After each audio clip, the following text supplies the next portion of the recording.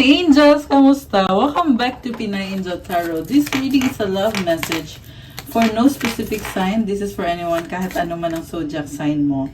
Tingnan natin ang energies connected sa'yo sa love life mo ngayon.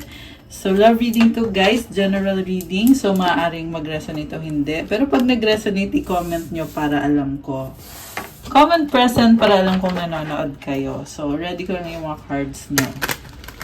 Kumusta kayo guys? I hope okay naman kayo dyan. Kung kailangan nyo ng gabay, pwede kayo mag-book ng private reading with me. Tingnan nyo na lang po sa description box. Nakalagay po dyan yung Facebook page ko, Pinay Angel Tarot. Or sa Viber or sa WhatsApp para mas mabilis. Nasa description box ko yung contact details ko. Okay, so tingnan muna natin itong unang cards na nakuha natin for you. First card is 3. Wow, this symbolizes abundance, good health, and also wisdom. I feel like marami kang natutunan sa connection na yan. Nag-grow ka ngayon. And ang daming blessings. May na-feel din akong change or pagbabago. Next card is house. Wow. So, siguro, andun yung stability. House is also legacy din to eh. And happiness. Ayan. Very nice ng cards natin so far. And last card is crossroad. So, merong dalawang options na pinag-iisipan mo or malaking desisyon na kailangan gawin. Sa ngayon, andun yung stable. Stable ka. Stable yung love life mo. Nag-grow. At the same time, nag-iisip ka ng ibang landas na tatahakin or something else na magpapasaya din sa'yo. So, may na-feel akong fear dito, kaya lumabas yung crossroads eh. Kasi parang pinag-iisipan mo kung worth it ba lahat ng to, kung anong meron kayo ng person na yan. So, itong sa crossroads, siguro, I feel like you just want to make sure na okay talaga yung mga naging desisyon mo sa buhay. Okay na piliin mo yung taong yan, na magsama kayo, magmahalan kayo. Okay. So, from the tarot, tingnan natin yung unang card. 9 of Pentacles. Very independent ka dito kasi meron ka pang tinatry makamit sa career mo or sa finances mo. May nakita kong mga iniisip mo, mga bagay na hindi pa clear sa'yo. So, siguro feeling mo din mag-isa ka, kaya nahihirapan ka. Okay. So, single ka dyan. Patay ng next card. The Hanged Man. Okay. So, nag-iisip ka ngayon, oo, mag-isa ako, pero ano pa ba yung ibang bagay na magpapasaya sa akin? Inisip mo kung tama bang mag-isa ka? 3 of Swords. Oh my gosh. May nakita ko guys na parang hindi makontento. Ibig sabihin, may person na sa buhay mo, pero nag-iisip ka pa na, paano kaya kung subukan ko to? Try ko mag-explore. Yung iba merong third party. Although mukhang nasa isip lang to, wala pa akong nakikita na may cheating nagaganap, pero depende yan. Tingnan natin yung ibang cards. Wheel of Fortune. Oh, okay, malaking pagbabago. Ano kaya to? 6 of Pentacles. Tungkol sa relationship nyo or sa connection nyo. Kasi parang andun naman yung sinusuportahan nyo yung isa't isa. Pero medyo may lungkot ng konti eh. Okay, bakit kaya? The Sun. Ayun, leadership. So, okay naman pala guys. Merong bagong simula. Page of Swords, Curiosity. And mukhang sinustok mo yung person mo. Sa bottom of the deck, tingnan natin. Hierophant. Ayun naman pala, Blessing, 9 of Cups. So, sobrang blessed ng buhay mo. And kahit ganito yung sitwasyon nyo, na hindi kayo magkasama eh, kasi mag-isa ka dito sa unang card mo. So, possible na LDR kayo or magkaiba kayo ng tirahan ng person na ka-deal mo kung hindi man LDR. Pero tanggap nyo yung sitwasyon ninyo, masaya na din kayo at kontento. Andito kasi yung Nine of Cups which symbolizes overall happiness and merong mga opportunities din. So, ayan, may dalawang fish. Knight of Wands. Wow. Parang very intense ng mga nangyayari sa buhay mo and masaya ka lang din na parte ng buhay mo yung taong yan kahit mukhang I feel like hindi kayo palaging magkasama nito. Okay. So, tingnan natin yung ibang cards. Nine of Wands. Okay, ang dami na palang nangyari dito, oh. And meron kang frustration na meron kang in-expect na hindi nabigay sa'yo. Two of Swords. Kaya ka nagdadalong isip. Iisip mo kung worth it pa ba yan? Ipaglalaban mo pa rin ba kahit nahihirapan ka? Okay. So, meron kayong pinag-awayan. Okay.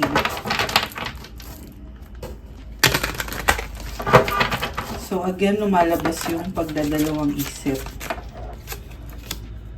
Five of Cups. Nasasayangan ka rin eh. So, kahit parang nagdadalang isip ka dyan, hindi mo naman kayang i-let go. Pero medyo emotional ka dito. Nine of Swords. Hanging. Parang lagi mo iniisip yung person na yan. Oh my gosh. Okay. I feel like romantic naman, pero andun yung parang, meron pa kayong wish na mangyari sa connection ninyo. Although kanina nakita natin may stability naman. Okay, tingnan natin yung feelings ng person mo or yung energy ng person mo. Ayan natin. Anong feelings ng person ng ating viewer ngayon? Very practical ka sa ngayon. Okay, person mo si King of Swords. Matalino tong taong to, logical mag-isip. Five of Swords. Nagkaroon kayo ng misunderstanding, Knight of Cups, at gusto niyang maging okay kayo kasi kailangan kanya, gusto kanya maging parte ng buhay niya. King of Pentacles. Parang naghahanap siya ng support. Someone na kung malungkot siya, andyan palagi. Parang nakikita niya sa'yo yun. Kaya lang, King of Pentacles ka dito eh. So parang siguro feeling niya, gusto niya lumapit sa'yo pero nahihiya siya or natatakot siya kasi masyado kang seryoso. The Empress. Black naman. Oh my gosh. Parang nakita ko dito guys, ang tindi ng attraction. Pero, okay. Black Numen tsaka the Moon. Parang tinatago niyo yung sobrang attraction niyo. Nalilito ka eh. In love ka sa kanya, pero nalilito ka sa sarili mong feelings. Strength card. Ayun, tinatago mo nga. Parang tinitiis mo. Bakit kaya no? Parang in love ka dito, pero nahihirapan ka sa fact na sobrang mo siyang mahal, kaya nananahimik ka. Okay. May mga struggle ka rin eh, personal na struggle. Okay, ano naman ang feelings ng person mo kung ikaw ganun mo siya kamahal? Three of Wands, Queen of Cups. Oh my gosh, mahal ka din niya. Happiness ka niya. And for some reason, actually hinihintay ka niya. Hinihintay ka niya na mag-offer sa kanya. Parang excited siya dito eh. Parang hinihintay niya na, ay ito na, ano kayang gagawin ni, ano kayang sasabihin niya, or anong gagawin niya. Okay, ganun yung vibe niya. So, kukuha ko pa kayo ng isang card kasi ka-clarify pa natin kung ano talaga ang feelings ng person mo ngayon or yung energy niya. Okay, ito. So, anong feelings ng person ni viewer natin? Guys, hinihintay ka niya. Diba? Oh, wow. King of Wands. So much attraction. nakita ko dito, gusto ka niya talaga at ilalaban niya talaga yung connection ninyo. Kahit na parang feeling niya,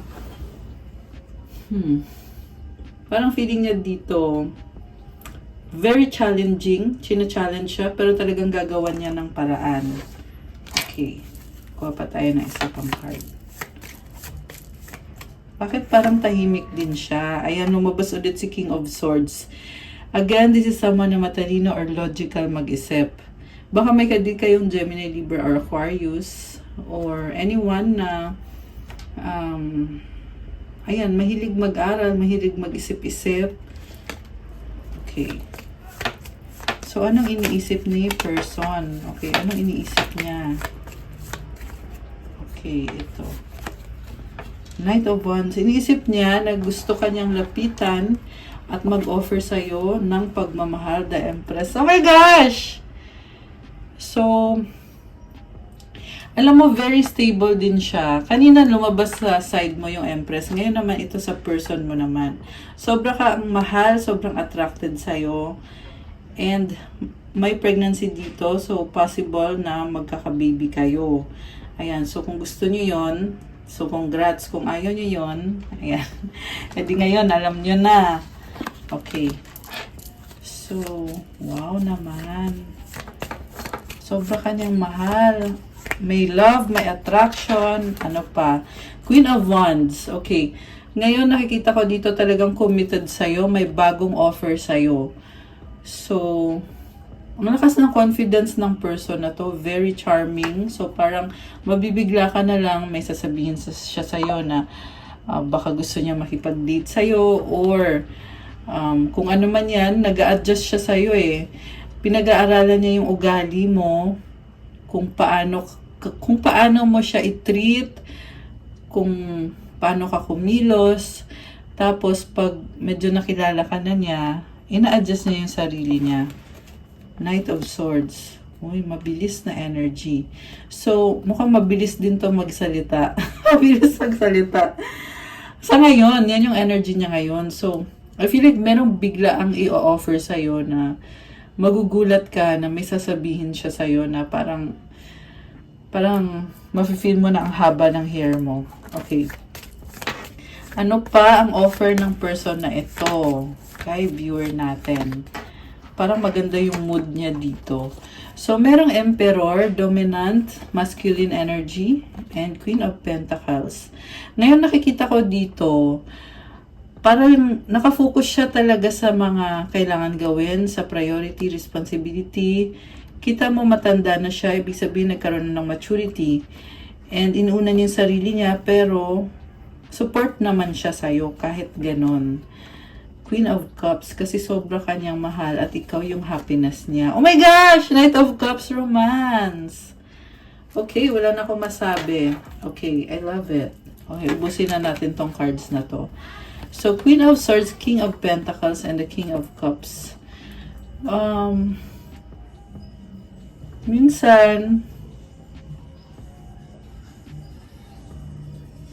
Minsan may mga iniisip siya dito na natutunan niya sa connection ninyo. Pero tinitiis niya, hindi niya kayang pakawalan ka kahit may times na nasasaktan mo din siya.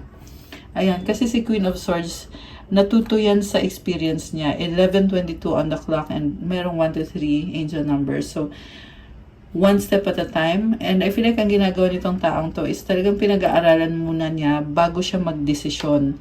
At the reason kung bakit niya ginagawa yan, kasi mahal ka niya. Nasa dulong card yung King of Cups. Wow! Sana all. Sana all. Nice naman! Okay. So, meron siyang offer sa'yo. Yan yung next action niya. Ano pa ang next? Opportunity or communication, Page of Cups, Ten of Swords, Temperance. Wow, guys. So, nag-a-adjust siya sa'yo eh. Alam mo, may nakita ko dito na immature. Parang siguro tatapusin niya yung pagiging immature niya kasi pinahabaan niya yung pasensya niya at nag-a-adjust siya sa'yo. Parang bago ngayon yung ugali niya. Fresh na fresh. Siguro magtataka ka, bakit parang iba siya ngayon? Bakit mabait siya ngayon? Bakit parang pinagbibigyan ka niya? Kasi lumalakas yung intuition niya. Kita mo nakabukas yung third eye niya. So, iniisip na niya yung pang long term ninyo. And sinasali niya yung tubig sa cups. So, ibig sabihin, ina-adjust niya at binabalanse. May na-feel din ako na busy din siya. Marami din siyang ibang priority or responsibility. So, ayan guys, from being immature, mas nagiging mature ngayon yung person ninyo. So, pansinin mo yan. Ayan, comment yung mga resonate. Comment kayo ng puso or heart. Ayan. Okay, so anong outcome dito? O, diba? May mga good news, ah. Oh, wow, guys! White Numan on the Chariot, ilalaban niya itong connection na to, imamanifest niya. Sobrang nakakatuwa. Ito, buksan din natin. The Hermit. Okay, pinag-aaralan niya. So, alam mo, magiging successful tong connection na to. May ugali din siya na bigla na lang, alam mo yun, bigla na lang tatawag or susulpot. Kasi may na-feel akong biglaan na energy. The reason kung bakit niya ginagawa yan, kasi parang sinisigurado niya talaga na okay kayo, okay ang lahat. Hermit, ginagawa niya yan para sa sarili niya eh. Kasi iniisip niya na ito, kailangan ko to, dapat mag-workout to. Kaya, ano ngayon yung strategy ko? May ganun siya eh. May ganun siyang cycle ngayon. So, kuha ko kayo ng mga messages galing sa person na to na gusto niyang sabihin sa'yo. Or, mga energies na connected dito. Okay. Wow naman! Ang ganda ng cards nyo. Okay. Ano mga gustong sabihin? I will do everything I can. Oh my gosh! Gagawin niyang lahat. Kakasabi ko lang nito. Ito oh. Ayan. White Numan. Kita niyo yan? Yung bull na tumatakbo ng matulin. Yan yung nagmamanifest. Siya yan. Minamanifest niya, tapos kasabay pa tong chariot. Mabilis na energy. Yung iba sa inyo guys, magta-travel itong person na to papunta sa'yo. And sabi, I will do everything I can. Oh my gosh, I love it. Okay, ano pa? You're a God-given gift. Wow, guys.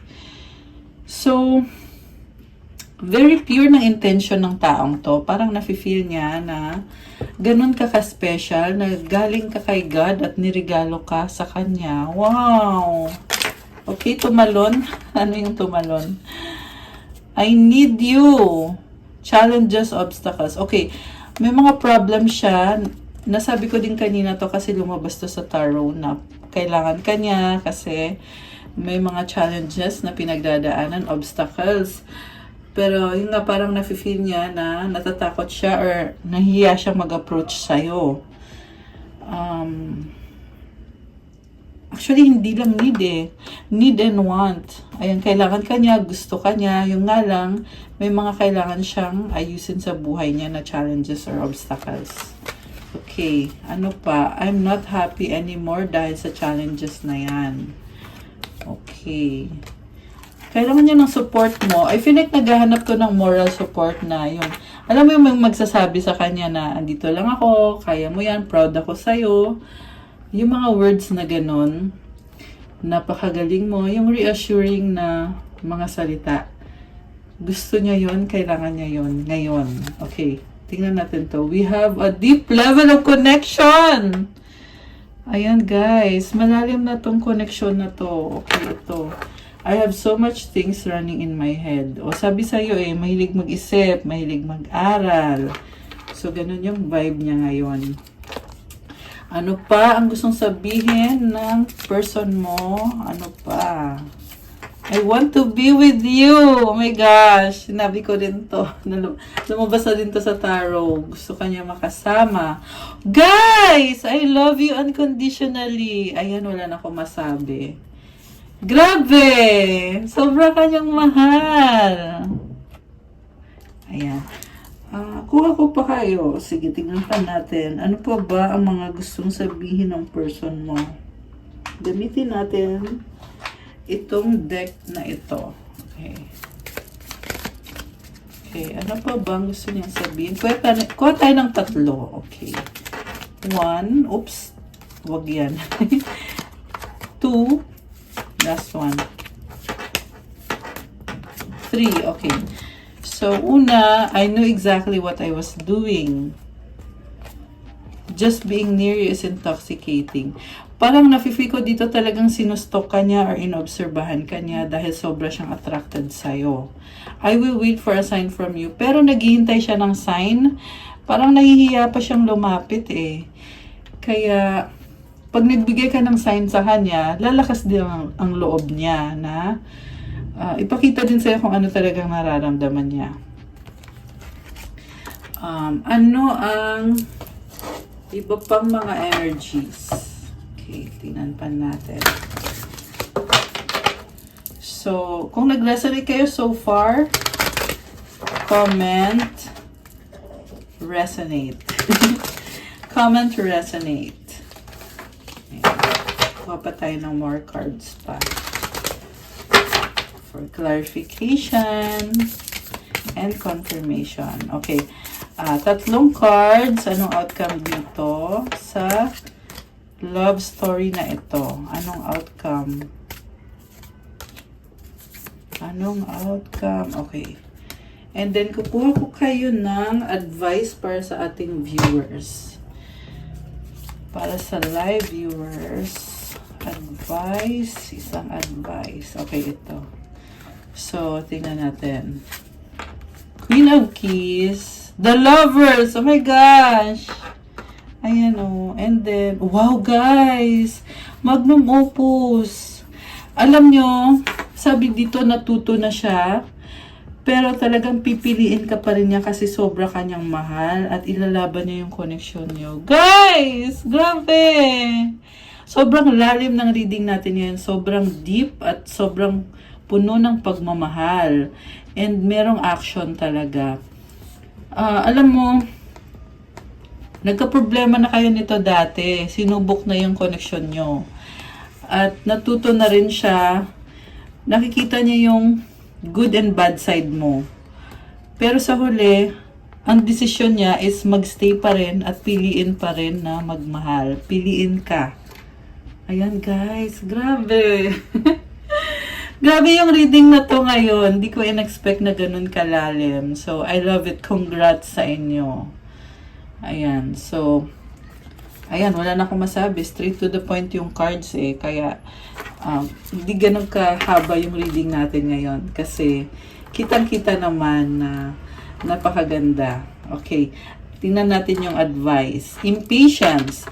My life is unfolding in divine timing. All delays are beneficial. I'm always at the right place at the right time. So, may nakita ko dito na may gusto kasi siyang gawin sa buhay niya pero medyo may delay.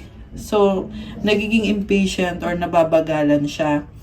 Pero ang sabi dito, natural lang yan kasi nangyayari yung mga dapat mangyari. Sa tamang panahon, may divine timing na involved dito. And, alam din naman niya na nasa tamang lugar siya at sa tamang panahon. So, mukhang kailangan pahabain yung pasensya. Ayan. Actually, pareho to sa inyong dalawa. Yung iba kasi dyan, parang nagmamadali eh, na gusto ko ito, gusto ko ganito yung mangyari. Ayan, 2111 on the clock. So, angel numbers 111, ibig sabihin nun is new beginning. Okay, 21, 22. Oh, yun, daming angel numbers. And 1, 2, 3 ulit, one step at a time. Ganun yung mga messages na mga angel numbers na nakita ko today habang ginagawa itong reading na ito.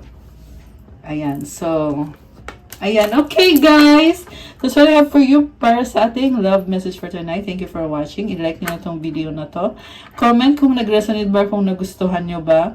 And thank you sa mga nag-subscribe at sa mga bago po dito, welcome. And please subscribe and hit the notification bell. Also, kung kailangan nyo naman ng gabay, kung nag-resonate kayo at kailangan nyo ng more information, pwede kayo mag-book ng private reading sa akin. Message lang kayo sa Facebook page ko, Pinay Angel Tarot, or sa Viber or sa WhatsApp para mas mabilis. Nasa description box po yung contact details ko. For those naman na interested to start your crystals journey, As in crystal, kagaya nitong nakikita nyo sa harap ko na ginagamit ko. Meron pong mga crystals na bracelets na iba-iba po ng purpose. Meron to attract love, attract money, protection, spiritual protection, focus, motivation sa work nyo, sa career nyo, and success sa career nyo, and wealth, prosperity, and abundance, mental clarity, and manifestation, at marami po pong iba. So, message nyo na lang ako and tingnan nyo na lang po sa Instagram ko. Thank you so much, Earth Angels! Have a good day. I hope na nagustuhan niyo itong reading natin at naliwanagan kayo ngayon at na-inspire din kayo. Kasi very inspiring na ating reading. Thank you, guys! Have a good night. I'll see you again soon. God bless and stay safe. Love you guys. Bye!